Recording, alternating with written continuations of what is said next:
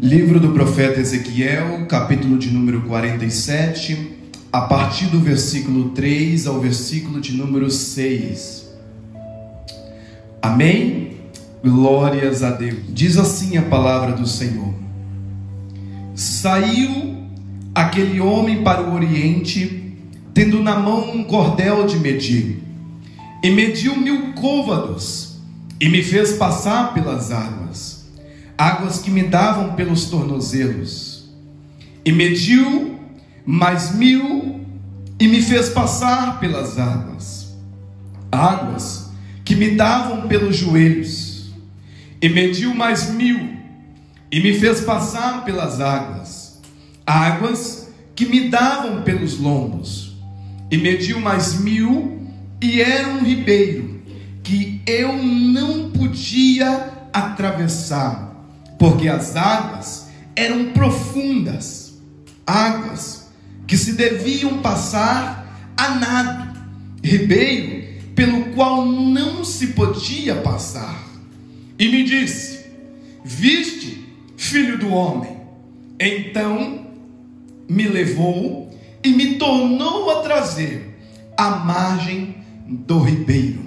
Somente até aqui podei-vos assentar, glorificando ao nome do nosso Deus. Amém? Meus queridos, fui-me levado a este texto da palavra de Deus, e não posso deixar de me esquecer que uma das vezes que ouvi falar deste texto foi exatamente neste púlpito, quando a esposa do nosso pastor, a irmã Sheila, ela leu a respeito deste texto sobre as águas que davam sobre os tornozelos, que davam sobre os joelhos e sobre os lombos.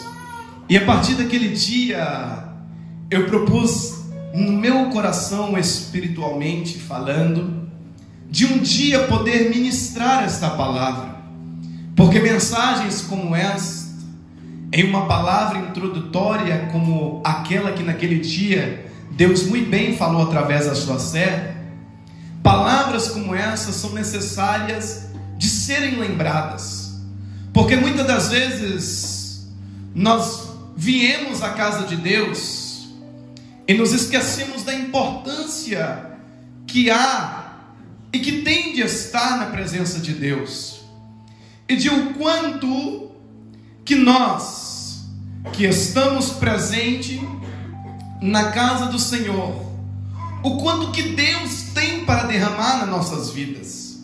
Nós nos esquecemos que o nosso Deus, Ele tem bênçãos sem medidas para derramar sobre as nossas vidas.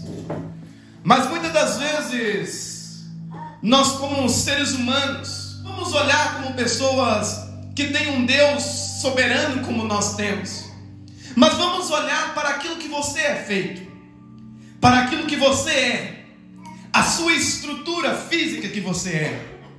Nós somos seres tão frágeis, que se alguém pegar, assim como seu pai um dia quando você era criança, e pegar e te der apenas um beliscão, por mais pequeno que ele seja, por se tratar de um beliscão, você sentirá uma dor tão terrível que você irá dizer: nossa, mas meu pai é tão mal comigo, por que me deu um beliscão?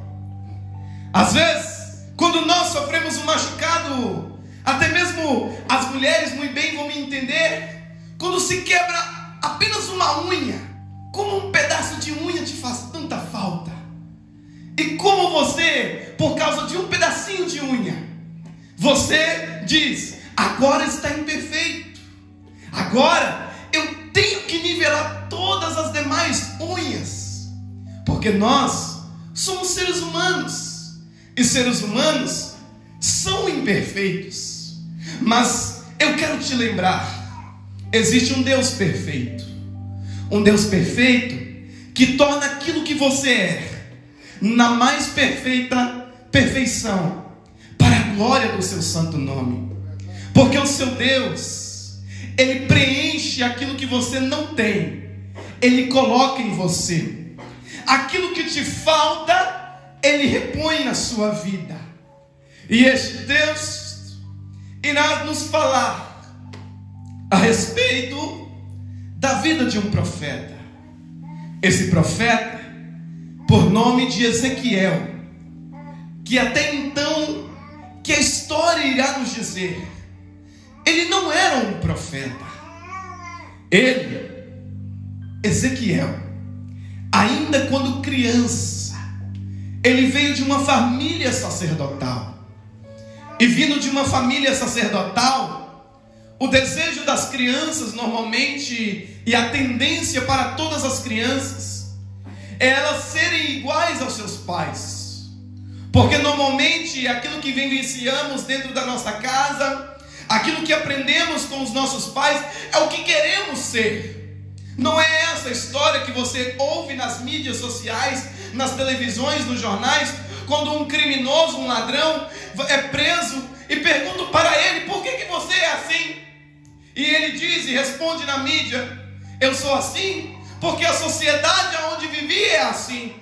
Eu sou assim porque o meu pai foi assim. Então esta é a vida que eu aprendi a ter. Esta é a vida que eu aprendi a viver. Então muitas das vezes a tendência para uma criança, para um menino, é de serem iguais aos seus pais. E não foi diferente na vida de Ezequiel. Ezequiel, ele cresceu na casa sacerdotal, aonde o seu pai era um sumo sacerdote, aonde ele via o seu pai em todas as madrugadas se levantando e indo em direção ao templo oferecer os sacrifícios em prol do povo ao Senhor, aonde ele via o seu pai colocar uma vestimenta especial para adorar ao nome do Senhor, porque todos os sacerdotes eram pessoas separadas para Deus, para servirem ao Senhor, para buscarem a Deus pelo povo, para sacrificarem pelos seus pecados. E vejamos que este jovem rapaz, por nome de Ezequiel, era alguém muito honrado, aonde o seu pai, sendo sumo sacerdote, agora você pode imaginar comigo, um menino na sua escola, e todos que olhavam para ele, olhavam e diziam: ali vai o filho do sumo sacerdote, ali vai o filho de um homem de Deus. E o respeito com que olhavam para ele gerava em seu coração ainda mais temor por Deus e ainda mais desejo de servir a este Deus. Mas vejamos que nós vivenciamos nesse contexto histórico uma época em que o povo estava se afastando de Deus. E por se afastarem de Deus, o texto irá nos dizer que agora, por causa dos seus pecados, por causa do pecado da nação, os sonhos desse jovem são cortados no meio da caminhada, aonde o seu preparo sacerdotal são interrompidos por uma grande invasão, aonde a história irá nos dizer que naquela época a sua cidade ela foi invadida pelo povo babilônico por causa da punição do Senhor, por causa do pecado daquela nação. E a história nos diz que durante o decorrer desta invasão, os pais deste menino, deste jovem rapaz, são mortos diante dos seus olhos. E assim como os seus pais mortos diante dos seus olhos, agora ele também, diante dos seus olhos, ele vê todos os seus sonhos saindo entre as suas mãos e caindo diante dos seus olhos, porque agora aquele que era livre já não era mais livre. Foi levado dentre outros 10.000 judeus para serem escravos na Babilônia, para servirem a outros. e agora já não tem mais sonho, e agora já não tem mais esperança, e agora já não tem mais conquistas, e agora o que será de mim? Mas Deus é um Deus que realiza sonhos, mas como diz a sua palavra, os seus pensamentos são maiores do que os meus, e os seus caminhos melhores do que os meus. Quando ele sonhava em ser sacerdote, Deus tinha outros planos para Ezequiel. Foi quando no capítulo 2 e versículo 1 diz, no livro de Ezequiel, o texto irá nos dizer: e disse-me, filho do homem, põe-te em pé e falarei contigo. O Senhor estava chamando Ezequiel naquele dia para ser profeta daquela nação, a nação que tinha se esquecido do Senhor, a nação que tinha abandonado a Deus, aleluias, a nação que tinha desprezado ao Senhor. Agora aquele menino, aquele jovem rapaz, é chamado para trazer arrependimento para aquela nação. Como profeta de Deus, foi chamado para profetizar, para trazer novamente o povo para Deus, porque Deus conhecia o seu coração. Mas o texto irá nos dizer que o seu chamado não era um chamado muito fácil, porque o chamado muitas das vezes de quem prega a palavra de Deus, o chamado muitas das vezes de quem anuncia o reino de Deus, ou de quem vai de contra o pecado do mundo, muitas das vezes não é agradável aos ouvidos que ouvem, porque quem quer ser tirado do conforto em que vive, quem quer ser tirado do lugar onde está, porque o homem na sua estrutura e na sua capacidade natural, ele é acomodado, ele se conforma no ambiente em que ele vive. E o texto irá nos dizer, no seu capítulo de número 3 e versículo 7, que quando a palavra de Deus é anunciada ao povo, e quando ela é pregada, Deus irá dizer a Ezequiel: olha, Ezequiel, você agora, que era para ser sacerdote, agora eu tenho te chamado como profeta, só que algo vai acontecer. O que será, Senhor? Quando você pregar, eles não vão querer te ouvir. Quando você falar, eles não vão querer te dar ouvidos. Mas não temas, por quê? Porque quando não quiserem te ouvir, eles não vão querer ouvir a você, mas eles não vão querer ouvir a mim que estou falando através de você. Porque Ezequiel era apenas um atalaia do Senhor, era apenas um profeta que era a palavra de Deus, que falava ao seu povo. E vejamos que o Senhor irá dizer ao profeta que a nação de Israel era uma nação de rosto obstinado e de coração duro. De rosto obstinado, porque aquela nação, elas não mudavam os seus desígnios, elas não mudavam os seus objetivos que tinham, queriam viver os seus próprios prazeres, porque mesmo sendo escravos, alguns deles, para se adaptarem ao ambiente onde estavam vivendo, para se adaptarem ao reino da Babilônia, alguns deles começaram a se prostrar diante de ídolos, começaram a adorar outros deuses que não eram o Senhor. Alguns deles, para terem regalias e privilégios durante a escravidão, se deixaram se corromper o seu coração. É aonde o Deus no seu capítulo de número 11, a partir do versículo 21, por causa da dureza do coração do homem, a palavra de Deus irá nos dizer que a glória do Senhor estava saindo do meio deles. Algo terrível estava acontecendo naquele dia, por causa do seu pecado, por causa daquilo que fizeram. A palavra de Deus irá nos dizer que a glória do Senhor estava saindo do meio deles e se apartando do meio da nação de Israel. Mas vejamos que o Senhor, Ele não desistiu do seu povo. É onde nós entendemos que o amor de Deus vai além daquilo que nós entendemos. É onde nós entendemos que o amor de Deus vai além daquilo que nós compreendemos.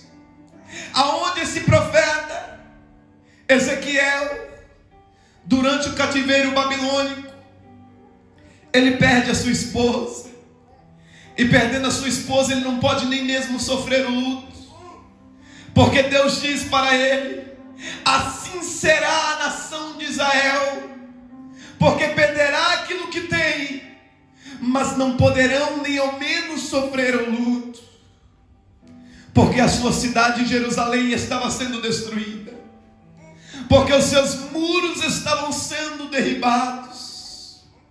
Mas ouça bem o que o Senhor está falando, ouça bem o que o Senhor tem nos lembrado, que mesmo que os nossos muros estejam derribados, mesmo que as nossas cidades estejam destruídas, o Senhor, Ele tem renovo para nossas vidas.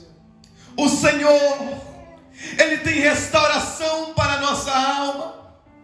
Foi enquanto o profeta pregava e anunciava o reino de Deus, Deus lhe deu uma visão de restauração para o seu povo. Aonde nesta visão, neste texto que terminamos de ler, no seu capítulo de número 47, irá nos dizer que o profeta, ele viu água saindo de debaixo da casa. E saindo essas águas debaixo da casa, agora ele viu um homem. E este homem tinha um fio de medir, um linho. E ele saiu para o oriente para medir. E o texto irá nos dizer, a partir do versículo de número 3, que saindo ele para medir, ele chamou a Ezequiel: venha até próximo das águas, venha até aqui, venha. E trazendo o profeta Ezequiel até próximo das águas, o texto irá nos dizer que, medindo ele as águas, trouxe ele para que entrasse um pouco mais adentro, águas que davam pelos seus tornozelos. Só que Deus viu que ainda não era o suficiente. Então ele mede mais 1000 côvados, que na tradução dos nossos dias são 500 metros, e mandou que o profeta adentrasse um pouco a mais. E as águas agora batiam nos seus joelhos. Mas Deus, na sua concepção de perfeição, Ele viu que necessitava um pouco mais. Então mediu mais 1000 côvados. E agora as águas que batiam nos tornozelos, as águas que batiam pelos joelhos, agora batiam sobre os seus lombos. Só que agora o texto irá nos dizer que ele adentrou ainda mais. Só que agora as águas já não poderiam mais se passar por debaixo delas, a não ser se não fosse a nado. Então Deus irá nos dizer que as águas já não podiam mais se passar se não fosse a nado, e já não mais se podia estar, porque aquelas águas poderiam tampá-lo por completo. Foi então que no versículo 6 o Senhor traz novamente a Ezequiel para a beira do ribeiro e disse: você viu, filho do homem? E a mesma pergunta nesta manhã eu quero fazer para você. Você tem visto as águas do Senhor? As águas neste texto, elas vêm nos mostrar um amparo espiritual para as nossas vidas, porque a palavra de Deus irá nos dizer que enquanto Ezequiel pregava a palavra de Deus, e por não parar de pregar a palavra de Deus, o Salmo 137 irá nos dizer: quando nos assentávamos junto aos rios da Babilônia, nos assentávamos e chorávamos, lembrando-nos de Sião. Um povo que outrora estava duro de coração, algo tremendo estava acontecendo, o que era? Arrependimento.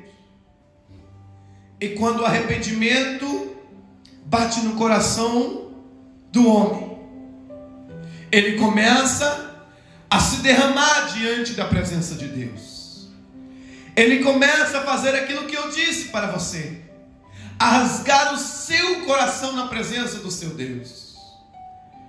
E as lágrimas corriam nos olhos do povo, e eles lembravam da época, daquela época em que eles tocavam as suas harpas, só que agora as suas harpas estão penduradas nos saltérios, e os seus inimigos, os soldados babilônicos, aqueles que aprisionaram eles, falavam para eles: por que não se alegram? Por que vocês não riem? Mas eles diziam: como nós nos alegraremos? Como nós sorriremos? E eles diziam: canta-nos uma das suas canções da sua terra.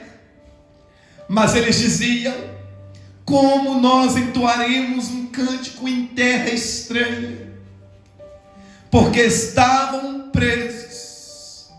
Mas enquanto eles choravam, enquanto eles pranteavam, Deus havia levantado um profeta que dizia para eles: adentrai pelos rios, adentrai pelos rios, adentrai pelas águas, porque as águas trarão cura para a sua alma, porque as águas trarão restauração para você.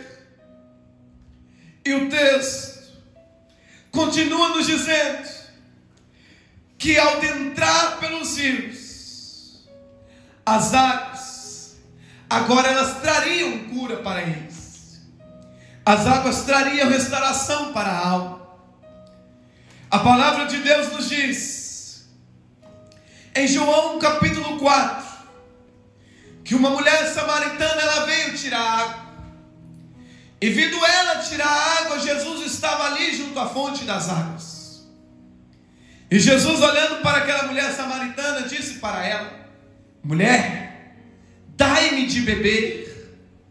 E a mulher logo pensou-se consigo, pois havia naquela época uma discriminação entre o povo judeu e entre os samaritanos, pois eles não conversavam.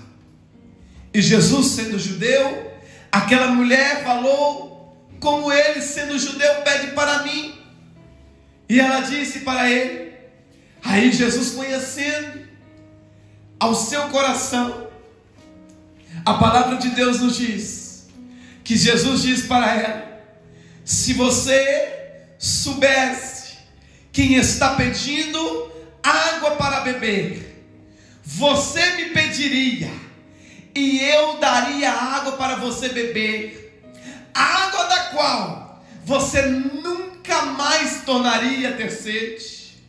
E da mesma forma, o capítulo 5 do livro de João irá nos dizer, em um texto, aonde havia um grande tanque em Betesda, aonde a palavra de Deus nos diz que havia muitos enfermos, e tendo ali cojos, cegos, pessoas que não podiam andar, mudos. Essas pessoas, elas estavam à espera de um milagre, assim como nós.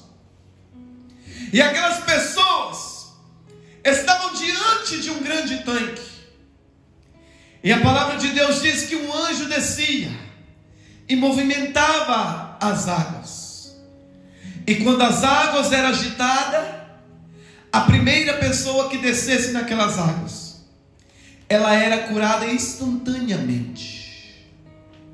E havia ali um homem que tinha 38 anos, que esperava ser o primeiro a adentrar naquelas águas, mas por durante 38 anos, esperando, ele ainda não havia conseguido o seu milagre. E Jesus chegou naquele dia, próximo daquele homem, e perguntou para ele: o que queres que eu te faça? E aquele homem começou a se lamentar com Jesus, começou a falar com Jesus: Senhor, não tem ninguém que me ajude. Quando as águas, elas são agitadas, não tem ninguém que possa pegar e me levar e colocar. Mas quando eu estou para ir e receber o meu milagre, desce outro em meu lugar e recebe o lugar, no meu lugar, o milagre que eu esperava, a cura que eu preciso. E Jesus, naquele momento, sendo maior do que a fonte do tanque de Betesda, contendo em si própria a essência do Filho de Deus, a fonte de água de vida eterna, ele disse: levanta-te e anda. E na mesma da hora, aquele homem se levantou e andou, porque o tanque não era maior do que Jesus, porque o poço onde a mulher estava buscando a água não era maior do que Jesus. Porque veja, o poço saciaria a sede da mulher, só que Jesus tinha água para ela, uma fonte de vida eterna para a sua vida. E a água que o homem esperava 38 anos serviria para a cura para a sua vida. Você que veio nesta manhã receber esta palavra do Senhor, eu não sei quantos anos você tem buscado pelas fontes das águas do Senhor. Eu não sei quantas pessoas estenderam as mãos para estarem te ajudando, e você tem se lamentado dentro de si. Preste muita atenção. Você tem lamentado dentro de si e diz consigo mesmo: eu não consigo me aproximar dessas águas, eu não consigo adentrar dentro dessas águas, porque o problema que me aflige, a luta que eu tenho vivenciado é tão grande, que tem me impedido de me levantar da onde eu me encontro. Mas nessa manhã, Jesus, o Senhor me trouxe para te dizer que as águas que você está procurando para a sua vida, independente de onde você buscou essa pré-mensagem, é para você que está com sua alma, com o seu coração ferido, as marcas que a vida deixou. Como eu disse para você, a nossa estrutura é uma estrutura frágil. É normal que no meio da caminhada o vaso se quebre. É normal que no meio da caminhada você se machuque, você sinta dores. Mas Deus tem trazido essa palavra para o seu coração, porque no meio desta igreja há fonte de águas. Águas estas que vêm do trono de Deus. E o desejo do Senhor para a sua vida nesta manhã é para que a ferida que você trouxe nesta manhã para a casa do Senhor, ela volte sarada para casa. Que a tristeza que você trouxe na sua alma se converta em alegria e riso nos seus rostos. Que aquilo que você está passando, está sofrendo, o Senhor, através das suas águas, Ele tem restauração, Ele tem cura e tem milagre para a nossa vida. Um jovem historiador rabino um dia estava dizendo uma história acerca de Davi, que um dia Davi, como o texto da palavra nos diz, que quando o profeta, o sacerdote Samuel, ele foi até a casa de Jessé para buscar um dos filhos, para estar ali ungindo o futuro rei de Israel. A palavra de Deus irá nos dizer que todos os filhos foram apresentados. Os homens mais altos, mais belos, mais robustos, mais fortes, mais vistosos, homens de boa aparência, às vezes até mesmo que sabiam manejar uma espada. Só que o texto irá nos dizer, Samuel ficou admirado, só que Deus não ficou admirado por essa beleza exterior. Deus falou com Samuel, não é nenhum desses. Então Samuel perguntou a Jessé: acabou-se os mancebos? Não tem mais filhos? São apenas esses? E este rabino, contando essa história, nos diz que neste contexto do desprezo de Davi, que era o filho que estava apacentando ovelhas, este filho, querendo agradar ao seu pai, ele saiu em busca de um servo. E ele, na procura de um servo que era para alimentar a sua família, naquele dia, ele foi buscar e foi caçar um servo. E ele, contando essa história muito polêmica, a história diz que quando ele estava caçando aquele servo, olha só que interessante, ele avistou um servo lá longe e falou: lá está o servo, eu vou esperar atrás dessa moita que está aqui, e quando ele se distrair, porque o servo tem a capacidade de ouvir qualquer movimento, por mais pequeno que seja, eu vou atacar, vou matá-lo e vou levá-lo até o meu pai, para que o meu pai tenha prazer em mim, querendo Davi agradar o seu pai. Só que a história que esse rabino estava contando nos diz que enquanto ele estava atrás da moita, olhando o servo, um leão apareceu. Agora, está Davi caçando o servo e o leão também caçando o servo. A história nos diz que o leão fez a mesma coisa. Esperou pertinho também de uma moita e ficou esperando o momento exato para atacar o cervo. Tadinho do cervo, né?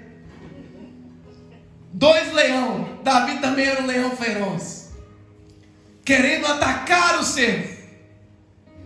E o texto nos diz, a história diz, que quando o leão viu que o cervo estava distraído, o leão avançou para atacar o cervo. Só que o cervo olhou rapidamente e começou a correr daquele leão. E correndo, Davi disse: ai meu Deus, vou perder o alimento que eu quero levar para meu pai, e agora meu pai já vai me desprezar de uma vez. E Davi correndo atrás do leão, e o leão correndo atrás do cervo. Agora naquela fugida, Davi chegou atrás do leão, e o leão que era para chegar atrás do cervo não achou mais o cervo. Algo inusitado aconteceu. O leão perdeu o cervo, não encontrou mais o cervo. Aí Davi se escondeu de novo atrás de uma moita e ficou esperando o leão ir embora. E o leão farejava para tudo quanto é canto e não avistava mais o cervo. E Davi esperava. O leão foi embora, desistiu. E Davi naquela moita esperando, ele viu lá longe, atrás de uma árvore, o cervo se balançando todinho, soltando as águas, porque parou perto de um ribeiro de águas.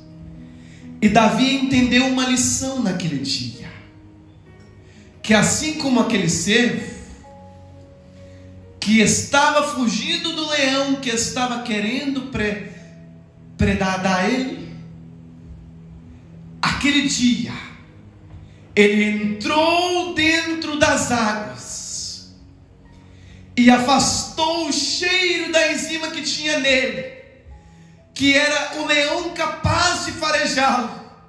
Agora, porque ele adentrou dentro das águas, ele foi capaz de fugir do faro e da vista do leão. Este texto que estamos aprendendo nesta manhã foi o que Davi entendeu ao escrever o Salmo 42 e verso 1, que assim como o cervo brama pela fonte das águas, assim a minha alma anseia por ti. Porque as fontes das águas, além de purificarem, além de curarem, elas também servem para te esconder. Elas também servem para despistar o inimigo que tem corrido atrás de você. Elas também servem para confundir o leão que tem bramido, o diabo que tem bramido como um leão, procurando a quem possa tragar. As águas do Senhor, elas têm poder para esconder você que tem fugido desse leão. Se você continuar apenas pelos tornozelos, o leão ainda vai conseguir te enxergar. Se você apenas continuar pelos joelhos, o leão ainda vai conseguir te farejar. Se você ainda continuar pelos lombos, o leão ainda vai conseguir te ouvir. Mas quando você adentrar por inteiro na presença de Deus, o leão não será mais capaz de poder te avistar, de poder te cheirar os cheiros das feridas que tem na sua alma. O inimigo é capaz de sentir o cheiro à distância, mas Deus tem nos ensinado que se você que está com sua alma, com o seu coração, com o seu ser ferido, se esconder no Senhor e permanecer na sua presença, o Senhor está nos mostrando que a única escapatória que nós temos é adentrar dentro das águas, não nos acostumar a adentrar simplesmente pelos pés, pelos joelhos, pelos lombos, mas adentrar por inteiros. Porque estas águas, elas curarão a sua alma.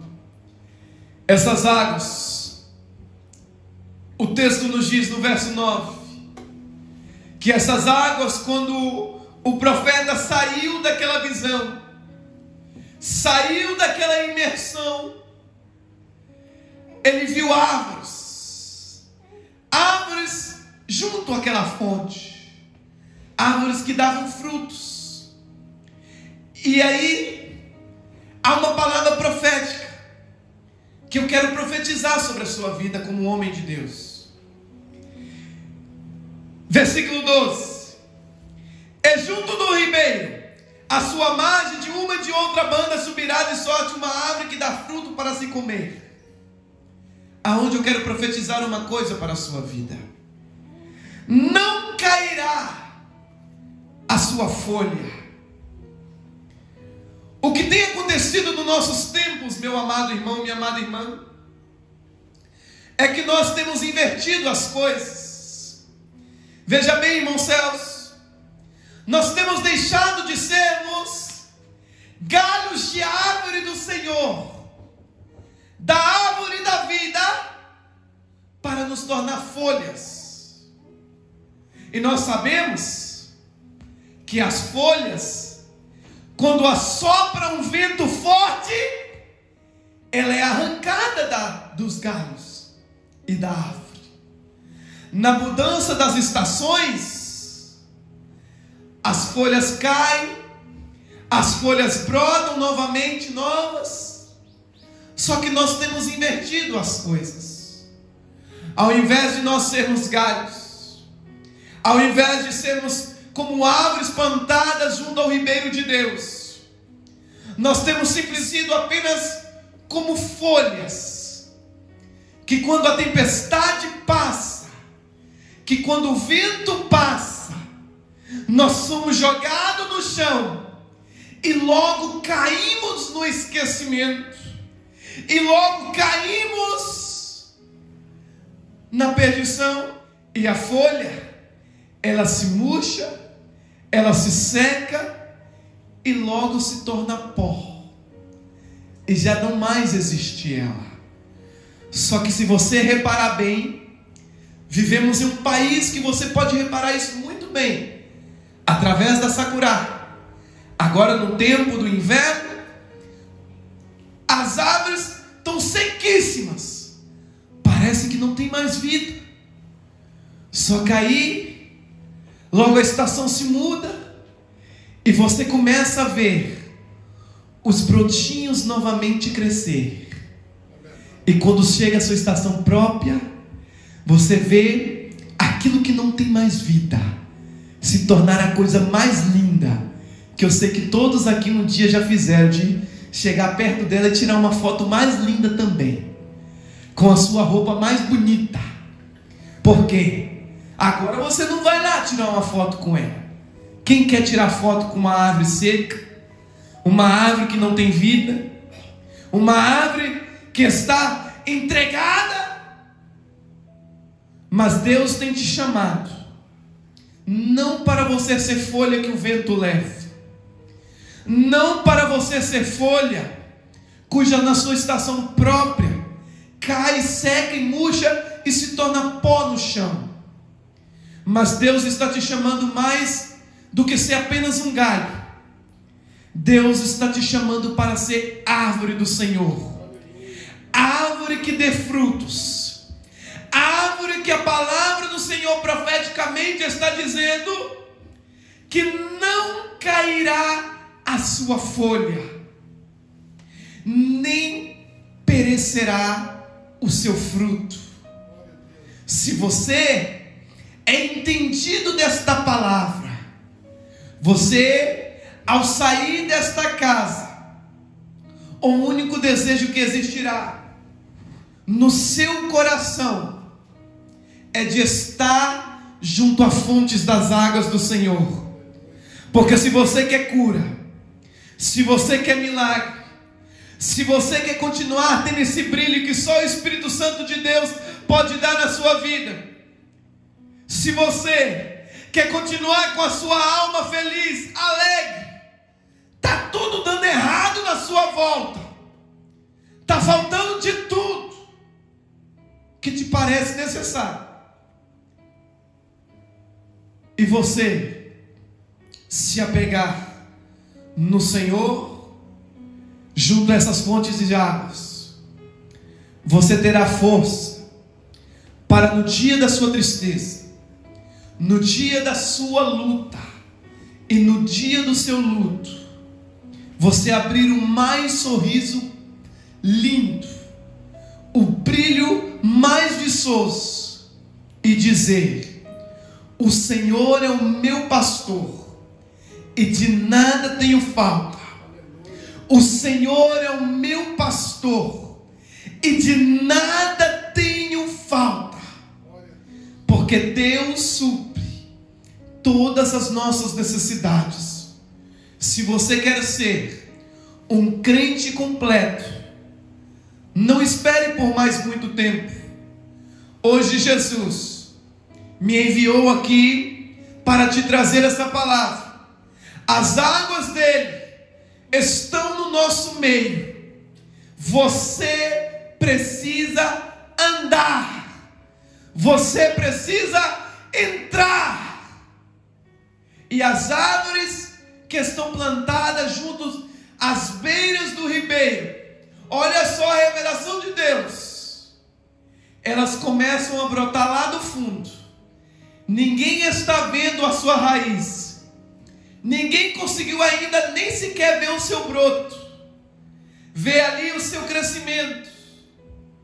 Mas quando ela cresce e começa a sair da beira daqueles rios, logo você começa a reparar naquela árvore e começa a dizer: nossa, como é linda, nossa, como é bela. Deus tem algo belo na sua vida, Deus tem algo lindo na sua vida. A sua base, o seu crescimento será muitas das vezes carregados de tristeza, carregados de lutas, de pesares, de dores, de sofrimento, que só você e Deus sabe o que você passa na sua casa, o que você passa dentro do seu quarto, chorando com Deus. Mas quando você entender que se você permanecer dentro das águas de Deus, os seus frutos logo aparecerão, a sua árvore logo crescerá, e lá na frente você olhará e lembrará dessas palavras: como foi bom. O salmista entendeu: como foi bom, Senhor, que eu fosse castigado, porque assim eu entendi a estar perto de ti. Eu entendi como é bom te servir, e sei que o Senhor tem algo melhor para mim. O Senhor tem algo melhor para você. O Senhor tem coisas grandiosas para a sua vida. Então aceite o chamado de Deus. Os teus sonhos não morreram, mas o Senhor tem te chamado novamente. Filho do homem, põe-te em pé e eu falarei contigo. Você não me entendeu, filho do homem? Então põe-te em pé em nome de Jesus. Põe-te em pé e eu falarei contigo. E o Senhor tem falado conosco vamos entrar nestas águas, porque Deus tem palavra para o sedento e para os que buscam cura. Deus tem palavra para a mulher e Deus tem palavra para o homem, porque Deus não distingue gênero. Mas assim como Ele fala com a mulher, Ele também fala com o homem. Então, que o Senhor possa fazer brotar no seu coração o fruto do arrependimento, que é o princípio, para que as águas comecem a mudar a sua vida. E através do fruto do arrependimento, que o Senhor possa derramar sobre a sua vida águas que te tragam vida, porque as águas de Deus, aonde ela passa, ela traz vida, ela traz cura, ela traz restauração. Eu sei que não está sendo fácil para nenhum de nós. Parece que o ano de 2024 começou o ano mais difícil possível. Mas é em meio a essa dificuldade que você está vivendo, em meio aos dias que você muitas das vezes está contando, nossa, faz tão pouco tempo que o ano se iniciou e eu já vivenciei tantas coisas, o mês nem terminou e eu passei tantas lutas que, se fosse dividir, daria para o ano todo. Mas o Senhor está dizendo para você: permaneça dentro das águas, permaneça em mim, permaneça na minha presença, porque enquanto você permanecer em minha presença, eu farei com que as suas raízes elas se tornem fortes. Eu farei com que o seu crescimento ele se torne tão forte, tão firme, que ninguém mais será capaz de te cortar, porque o Senhor é quem dá o seu crescimento, porque o Senhor é quem te fortalece, porque o Senhor é quem te chamou. E melhor, Deus é quem está nos chamando, e se Ele nos chamou, Ele está conosco. Você não está sozinho, você não está sozinha no que você está enfrentando, mas Deus está com você, em nome de Jesus, amém? Pai, neste momento eu quero